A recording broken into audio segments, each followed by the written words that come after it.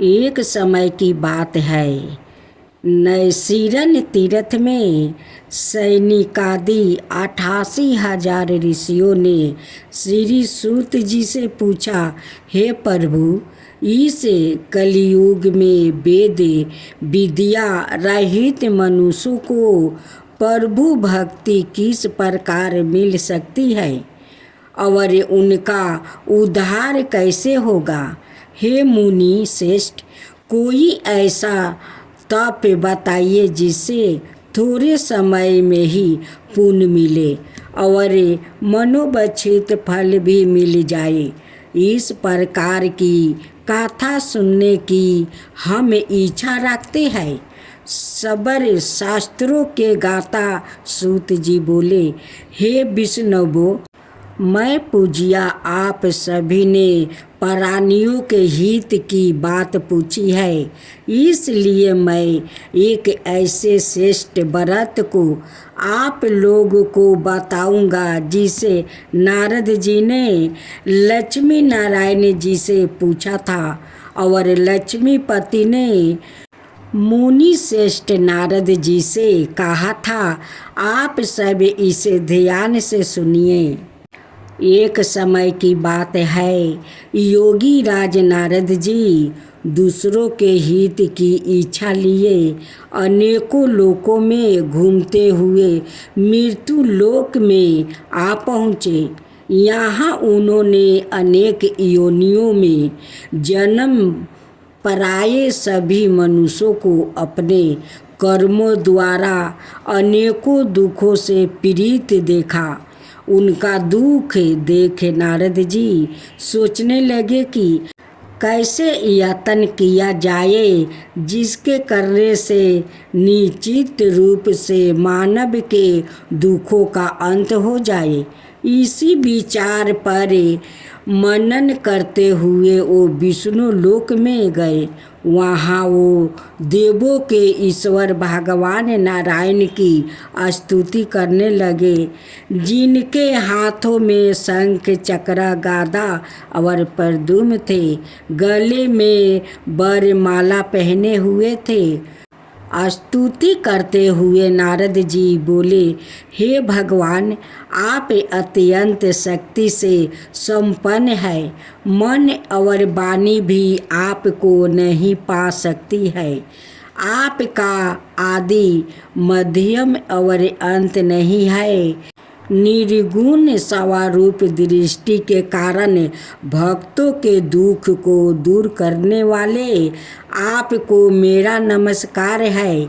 नारद जी की स्तुति सुन विष्णु भगवान बोले, हे मुनि श्रेष्ठ, आपके मन में क्या बात है? आप किस काम के लिए पधारे हैं, उसे निसंकोच होकर कहो। इस पर नारद मुनि बोले कि मृत्यु लोक में अनेक योनियों में जन्मे मनुष्य अपने कर्मों के द्वारे अनेकों दुख से दुखी हो रहे हैं। हे नाथ, आप मुझ पर दया रखते हैं तो बताइए कि वो मनुष्य थोड़े प्रयास से ही अपने दुखों से कैसे छुटकारा पा सकते हैं। श्री हरि बोले, हे नारद, मनुष्यों की भलाई के लिए तुमने बहुत अच्छी बात पूछी है, जिसके करने से मनुष्य मोह से छूट जाता है। वो बात मैं कहता हूँ, उसे सुनो। स्वर्ग लोक ओ मृत्यु लोक दोनों में एक दुर्लभ उत्तम व्रत है जो पुण्य देने वाला है। आज प्रेम वश होकर मैं उसे तुमसे कहता हूँ। सत्यनारायण भगवान का यह व्रत अच्छी तरह विधान पूर्वक करे, मनुष्य तुरंत ही यहाँ सुख भोग करे मरने पर मोक्ष पाता है। श्री हरि के वचन सुन नारद जी बोले कि उस व्रत का फल क्या है और उसका विधान क्या है। यह व्रत किसने किया है, इस व्रत को किस दिन करना चाहिए, सभी कुछ विस्तार से बताइए। नारद जी की बात सुनकर श्री हरि बोले, दुख शोक को दूर करने वाला यह व्रत सभी स्थानों पर विजय दिलाने वाला है। मानव को भक्ति और श्रद्धा के साथ शाम को सत्यनारायण की पूजा धर्म परायण होकर ब्राह्मणों बंधुओं के साथ करनी चाहिए। भक्ति भाव से ही नैवेद्य केले का फल, घी, दूध और गेहूं का आटा सवाए ले। गेहूं के स्थान पर साठी का आटा, शक्कर और गुड़ लेकर सभी भक्षण योग्य पदार्थों को मिलाकर भगवान का भोग लगाए।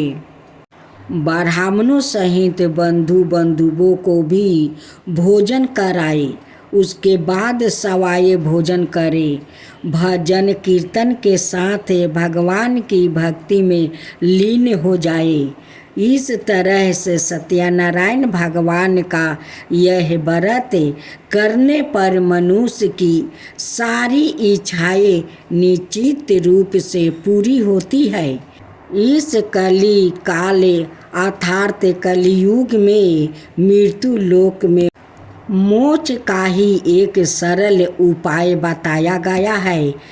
इसी श्री सत्यनारायण व्रत कथा का प्रथम अध्याय संपूर्ण हुआ। श्री मन नारायण नारायण नारायण, भज मन नारायण नारायण नारायण। श्री सत्यनारायण भगवान की जय। दूसरा अध्याय।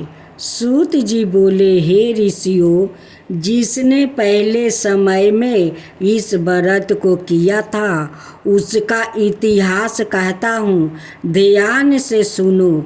सुंदर काशीपुरी नगरी में एक अत्यंत निर्धन ब्राह्मण रहता था। भूख प्यास से परेशान वो धरती पर घूमता रहता था। ब्राह्मणों से प्रेम करने वाले भगवान ने एक दिन ब्राह्मण का भेष धारण कर उसके पास जाकर पूछा, हे बीरबे, नित्य दुखी होकर तुम पृथ्वी पर क्यों घूमते हो? दीन ब्राह्मण बोला, मैं निर्धन ब्राह्मण हूँ, भिक्षा के लिए धरती पर घूमता हूँ। हे भगवान, यदि आप इसका कोई उपाय जानते हो तो बताइए। वृद्धा ब्राह्मण कहता है कि सत्यनारायण भगवान मनोवांछित फल देने वाले हैं, इसलिए तुम उनका पूजन करो। इसे करने से मनुष्य सभी दुखों से मुक्ति हो जाता है। वृद्धा ब्राह्मण बन कर आया सत्यनारायण भगवान उस निर्धन ब्राह्मण को व्रत का सारा विधान बताकर अंतर्ध्यान हो गए। ब्राह्मण मन ही मन सोचने लगा कि जिस व्रत को वृद्धा ब्राह्मण कहने को कह गया है, मैं उसे जरूर करूँगा। यह निश्चय करने के बाद उसे रात में नींद नहीं आई। वो सवेरे उठकर सत्यनारायण भगवान का व्रत का निश्चय कर भिक्षा के लिए चल गया। उस दिन निर्धन ब्राह्मण को भिक्षा में बहुत धन मिला, जिससे उसे बंधुओं के साथ मिलकर श्री सत्यनारायण भगवान का व्रत संपन्न किया। भगवान सत्यनारायण का व्रत संपन्न करने के बाद वो निर्धन ब्राह्मण सभी दुखों से छूट गया और अनेक प्रकार की संपत्तियों से युक्त हो गया। उसी समय से यह ब्राह्मण हर माहे इस व्रत को करने लगा। इस तरह से सत्यनारायण भगवान का व्रत को जो मनुष्य करेगा वो सभी प्रकार के पापों से छुटकारा पाएगा, मोक्ष को प्राप्ति होगा। जो मनुष्य इस व्रत को करेगा वो भी सभी दुखों से मुक्ति हो जाएगा। सूत जी बोले कि इस तरह से नारद जी से नारायण जी का कहा हुआ। श्री सत्यनारायण व्रत को मैंने तुमसे कहा, हे बीरबो, मैं अब और क्या कहूँ। ऋषि बोले, हे मुनिवर, संसार में उस बीरबा से सुन कर और किसने इस व्रत को किया है, हम सब इस बात को सुनना चाहते हैं।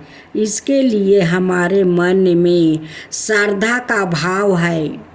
सूत जी बोले, हे मुनियों, जिसने इस व्रत को किया है वो सब सुनो।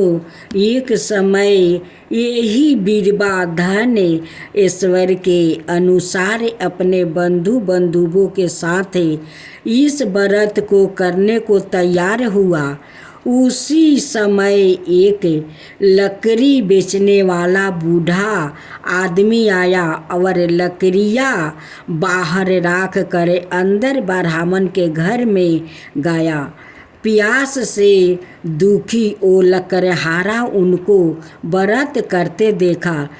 बीरबा को नमस्कार कर पूछने लगा कि आप यह क्या कर रहे हैं और इसे करने से क्या फल मिलेगा, कृपया मुझे भी बताइए। ब्राह्मण ने कहा कि सब मनोकामनाओं को पूरा करने वाला यह सत्यनारायण भगवान का व्रत है। इनकी कृपा से ही मेरे घर में धन धनाए आदि की वृद्धि हुई है। बीरबा से सत्यनारायण व्रत के बारे में जानकर लकड़हारा बहुत प्रसन्न हुआ। चनर मिरित लेकर वो प्रसाद खाने के बाद वो अपने घर गया। लकड़हारा ने अपने मन में संकल्प किया कि आज लकड़ी बेचने से जो धन मिलेगा उसी से श्री सत्यनारायण भगवान का उत्तम व्रत करूँगा। मन में इस विचार को ले बूढ़ा आदमी सिर पर लकड़ियाँ राखे उस नगर में बेचने गया जहाँ धनी लोग ज़्यादा रहते हैं। उस नगर में उसे अपनी लकड़ियाँ का दाम पहले से 4 गुना अधिक मिलता है। बूढ़ा प्रसन्नता के साथ दाम लेकर केले, शक्कर, घी, दूध, दही और गेहूं का आटा ले और सत्यनारायण भगवान का व्रत की अनाय सामग्रियों लेकर अपने घर गया। वहाँ उसने अपने बंधुओं को बुलाकर विधि विधान से सत्यनारायण भगवान का पूजन और व्रत किया। इस व्रत के प्रभाव से वो बूढ़ा लकड़हारा धन, पुत्र आदि से युक्त होकर संसार के समस्त सुख भोग अंतकाल में वैकुंठ धाम चला गया। अब तीसरा अध्याय। सूत जी बोले, हे श्रेष्ठ मुनियों, अब आगे की कथा कहता हूँ। पहले समय में उल्कामुख नाम का एक बुद्धिमान राजा था। वो सत्य भक्त और जितेंद्रिया था। प्रतिदिन देव स्थानों पर जाता और निर्धनों को धन देकर उनके कष्ट दूर करता था। उसकी पत्नी कमल के समान मुख वाली थी और सती साध्वी थी। भरतशिला नदी के तट पर उन दोनों ने श्री सत्यनारायण भगवान का व्रत किया। उसी समय साधु नाम का एक वैश्य आया। उसके पास व्यापार करने के लिए बहुत सा धन भी था। राजा को व्रत करते देखकर वो विनय के साथ पूछने लगा, हे राजन, भक्ति भाव से पूर्ण होकर आप यह क्या कर रहे हैं? मैं सुनने की इच्छा रखता हूँ, तो आप मुझे बताइए। राजा बोला, हे साधु, आपने बंधुओं के साथ पुत्रादि की प्राप्ति के लिए एक महाशक्तिमान श्री नारायण भगवान का व्रत पूजन कर रहा हूँ। राजा के वचन सुने साधु अंदर से बोला, हे राजन, मुझे इस व्रत का सारा विधान कहिए। आपके कथन अनुसार मैं भी इस व्रत को करूँगा। मेरी भी संतानें नहीं है और इस व्रत को करने से निश्चित रूप से मुझे संतान की प्राप्ति होगी। राजा से व्रत का सारा विधान सुन व्यापार ने निमृत हो वो अपने घर गया। साधु वैश्य ने अपनी पत्नी को संतान देने वाले इस व्रत का वर्णन कह सुनाया और कहा कि जब मेरी संतान होगी तब मैं इस व्रत को करूँगा। साधु ने इस तरह के वचन अपनी पत्नी लीलावती से कहा। हे दीनी लीलावती, पति के साथ अनादित हो सांसारिक धर्म में परिवीत होकर सत्यनारायण भगवान की कृपा से गर्भवती हो गई। 10वां महीना में उसके गर्भ से एक सुंदर कन्या ने जन्म लिया। दिनों दिन वो ऐसे बढ़ने लगी जैसे कि शुक्ल पक्ष का चंद्रमा बढ़ता है। माता पिता ने अपनी कन्या का नाम कालापति रखी। एक दिन लीलावती ने मीठे शब्दों में अपने पति को याद दिलाया कि आपने सत्यनारायण भगवान का जिस व्रत को करने का संकल्प किया था उसे करने का समय आ गया है। आप इस व्रत को करिए। साधु बोला कि हे प्रिय, इस व्रत को मैं उसके विवाह पर करूँगा। इस प्रकार अपनी पत्नी को आश्वासन देकर वो नगर को चला गया। कालावती पिता का घर में रह दिनों दिन बड़ी होने लगी। साधु ने एक बार नगर में अपनी कन्या को सखियों के साथ देखा तो तुरंत ही दूत को बुलाया और कहा कि मेरी कन्या के योग वर देख कर आओ। साधु की बात सुनकर दूत कंचन नगर में पहुंचा और वहाँ देखभाल कर लड़की का सुयोग बानिक पुत्रा को ले आया। सुयोग लड़के को देख साधु ने बंधुओं को बुलाकर अपनी पुत्री का विवाह कर दिया। लेकिन दुर्भाग्य की बात यह कि साधु ने अभी भी श्री सत्यनारायण भगवान का व्रत नहीं किया। इस पर श्री भगवान क्रोध हो गए और श्राप दिया कि साधु को अत्यधिक दुख मिले। अपने कार्य में कुशल साधु बनिया जमाई को लेकर समुद्र के पास स्थित होकर रत्नासरपुर नगर में गया। वहाँ जाकर दामाद ससुर दोनों मिलकर चंद्रकेतु राजा के नगर में व्यापार करने लगे। एक दिन भगवान सत्यनारायण की माया से एक चोर राजा का धन चुराकर भाग रहा था। उसने राजा के सिपाहियों को अपना पीछा करते देखकर चोराया हुआ धन वहाँ रख दिया जहाँ साधु अपने जमाई का साथ ठहरा हुआ था। राजा का सिपाहियों ने साधु वेश्या का पास जाकर कहा, धन्य पारा देखा तो वो ससुर जमाई दोनों को बांध कर प्रसन्नता से राजा का पास ले गया और कहा कि उन दोनों चोर को हम पकड़ लाया है, आप आगे की कार्यवाही की आज्ञा दे। राजा की आज्ञा से उन दोनों को कठिन कारावास में डाल दिया गया और उनका सारा धन भी उससे छीन लिया गया। श्री सत्यनारायण भगवान का श्राप से साधु की पत्नी भी बहुत दुखी हुई। घर में जो धन रखा था उसे चोर चोरा कर ले गया। शारीरिक और मानसिक पीड़ा, भूख प्यास से अति दुखी हो अन्न की चिंता में कालावती एक ब्राह्मण के घर गई। वहाँ उसने श्री सत्यनारायण भगवान का व्रत होते देखा, फिर कथा भी सुनी। वो प्रसाद ग्रहण कर रात को घर वापस आई।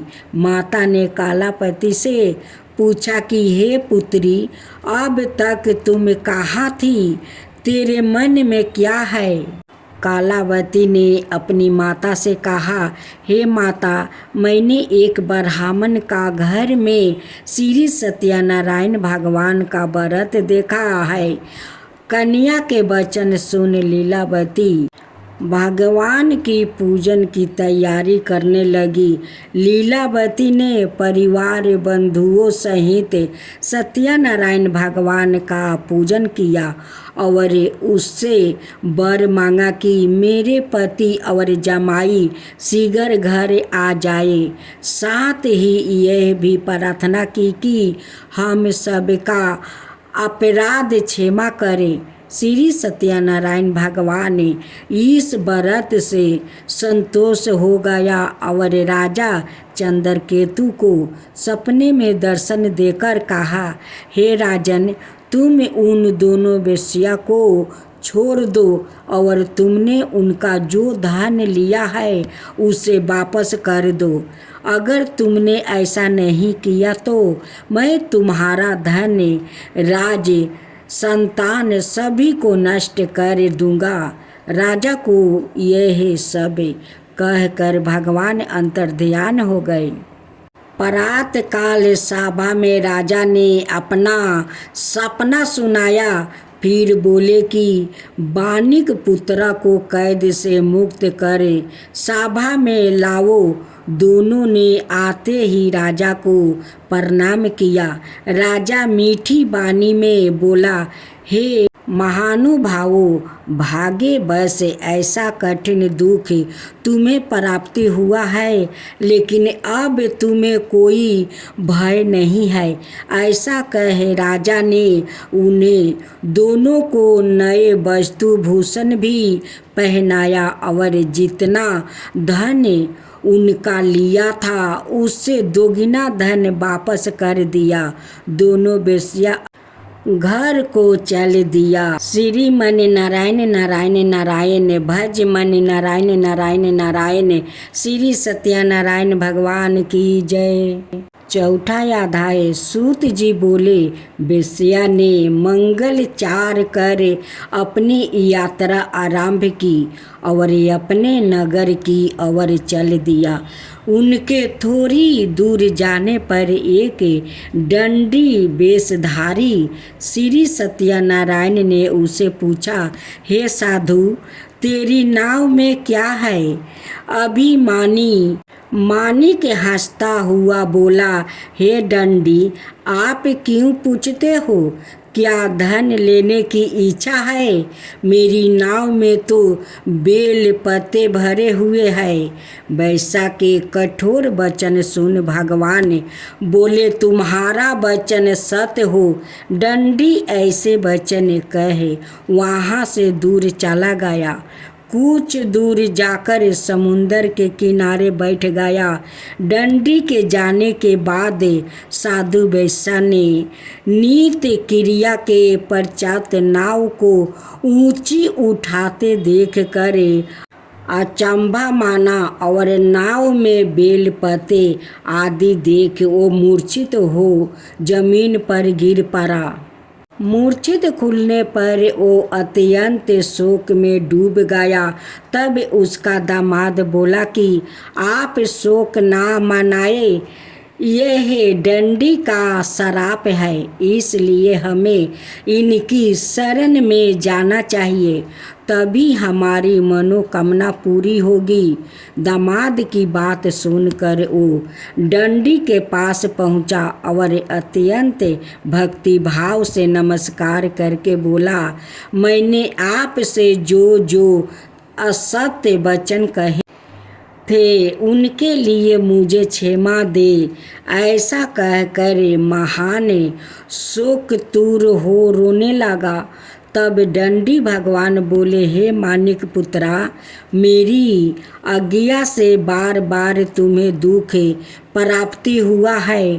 तुम मेरी पूजा से विमुख हुआ। साधु बोला, हे भगवान, आपकी माया से ब्रह्मा आदि देवता भी आपके रूप को नहीं जानते, तब मैं अज्ञानी कैसे जान सकता हूँ।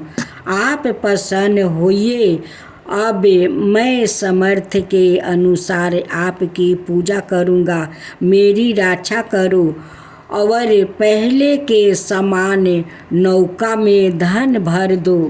साधु वेश्या का भक्ति पूर्वक वचन सुनकर भगवान प्रसन्न हो गए और उसकी इच्छा अनुसार वरदान देकर अंतर्ध्यान हो गए। ससुर जमाई जब नाव पर आया तो नाव धन से भरी हुई थी। फिर वही अपने अनाए साथियों के साथ सत्यनारायण भगवान का पूजन कर अपने नगर को चल दिया। जब नगर के नज़दीक पहुँचे तो दूत को घर पर खबर करने के लिए भेज दिया। दूत साधु की पत्नी को प्रणाम कर कहता है कि मालिक अपने दामाद सहित नगर के निकट आ गया है। दूत की बात सुन साधु की पत्नी लीलावती ने बड़े हर्ष के साथ सत्यनारायण भगवान का पूजन कर अपनी पुत्री कालावती से कहा कि मैं अपने पति के दर्शन को जाती हूँ, तू कार्य पूर्ण कर शीघ्र आ जा। माता के ऐसे वचन सुन कालावती जल्दी में प्रसाद छोड़ अपने पति के पास चली गई। प्रसाद की आवागा के कारण श्री सत्यनारायण भगवान रूठ हो गए और नाव सहित उसके पति को पानी में डुबो दिया। कालावती अपने पति को वहाँ ना पाकर रोती हुई जमीन पर गिर गई। नौका को डूबा हुआ देख वो कन्या को रोता देख साधु दुखी होकर बोला कि हे प्रभु, मुझसे और मेरे परिवार से जो भूल हुई है उसे क्षमा करे। साधु के दीन वचन सुनकर श्री सत्यनारायण भगवान प्रसन्न हो गए और आकाशवाणी हुई, हे साधु, तेरी कन्या मेरे प्रसाद को छोड़कर आई है, इसलिए उसका पति अदृश्य हो गया है। यदि वो घर जाकर प्रसाद खाकर लौटती है तो उसे इसका पति अवश्य मिलेगा। ऐसी आकाशवाणी सुनी कालावती घर पहुंचकर प्रसाद ग्रहण करती है और फिर आकर अपने पति के दर्शन करती है। उसके बाद साधु अपने बंधु बंधुओं सहित श्री सत्यनारायण भगवान का विधि विधान से पूजन करता है और इस लोक में सुख भोग वो अंत में स्वर्ग को जाता है। श्री मन नारायण नारायण नारायण भज मन नारायण नारायण नारायण। श्री सत्यनारायण भगवान की जय। सूत जी बोले, हे ऋषियों, मैं और भी एक कथा सुनाता हूँ, उसे भी ध्यान पूर्वक सुनो, प्रजा पालन में लीन तुलंगध्वज नाम का एक राजा था। उसने भी भगवान का प्रसाद त्याग कर बहुत ही दुख सहन किया। एक बार वन में जाकर वन पशुओं को मार कर वो बर के पेड़ के नीचे आया। वहाँ उसने ग्वालों को भक्ति भाव से अपने बंधुओं सहित सत्यनारायण भगवान का पूजन करते देखा। अभिमान बस राजा ने उन्हें देख कर भी पूजा स्थान में नहीं गया और ना ही उसने भगवान को नमस्कार किया। ग्वालों ने राजा को प्रसाद दिया, लेकिन उसने वो प्रसाद नहीं खाया और प्रसाद को वही छोड़कर वो अपने नगर को चला गया। जब वो नगर में पहुंचा तो वहाँ सब कुछ तहस नहस हुआ पाया, तो वो शीघ्र ही समझ गया कि यह सब भगवान ने ही किया है। वो दोबारा ग्वाले के पास पहुंचा और विधि पूर्वक पूजा करके प्रसाद खाया, तो सत्यनारायण भगवान की कृपा से सब कुछ पहले जैसा हो गया। शीघ्र काल तक सुख भोगने के बाद मरणोपरांत उसे स्वर्ग लोक की प्राप्ति हुई। जो मनुष्य परम दुर्लभ इस व्रत को करेगा तो भगवान सत्यनारायण की अनुकंपा से उसे धन धनाई की प्राप्ति होगी। निर्धन धनी हो जाता है और भय मुक्त हो जीवन जीता है। संतानहीन मनुष्य को संतान सुख मिलता है और सारे मनोरथ पूर्ण होने पर मानव अंत काल में वैकुंठ धाम को जाता है। सूत जी बोले, जिन्होंने पहले इस व्रत को किया है अब उनके दूसरे जन्म की कथा कहता हूँ। वृद्ध सातानंद ब्राह्मण ने सुदामा का जन्म लेकर मोक्ष की प्राप्ति की। लकड़हारा ने अगले जन्म में निषाद बनकर मोक्ष प्राप्ति किया। उल्कामुख नाम का राजा दशरथ होकर वैकुंठ को गया। साधु नाम का वैश्य ने मोरध्वजा बनकर अपने पुत्र को आरे से चीर कर मोक्ष पाया। महाराज दंतध्वज ने स्वयंभू होकर भगवान में भक्ति युक्त होकर कर्म कर मोक्ष पाया। श्री मन नारायण नारायण नारायण भज मन नारायण नारायण नारायण। श्री सत्यनारायण भगवान की जय। भक्त जनों, आज आप सुने विष्णु भगवान की आरती और उसके साथ में कथा। ओम जय जगदीश हरे स्वामी, जय जगदीश हरे। भक्तों जन के संकट क्षण में दूर करे। ओम जय जगदीश हरे। जो धावे फल पावे, दुख भी नाश मन का। सुख संपत्ति घर आवे, कष्ट मिटे तन का। ओम जय जगदीश हरे। माता पिता तुम मेरे, शरण कहूँ मैं किसकी। तुम बिना और न दूजा, आस करूं किसकी। ओम जय जगदीश हरे। तुम पुराण परिमतिमा, तुम अंतर्यामी। पारि ब्रह्म परमेश्वर, तुम सबके स्वामी। ओम जय जगदीश हरे। तुम करुणा के सागर, तुम पालन करता। मैं सेवक तुम स्वामी, कृपा करो भक्तो, ओम जय जगदीश हरे। तुम हो ये काया गोचर सबके प्राणपति, किसी विधि मिलु दयामा तुमको मैं कुमिति। ओम जय जगदीश हरे। दीन बंधु दुखी हरता तुम रक्षक मेरे, अपने हाथ उठाओ द्वारे पार तेरे।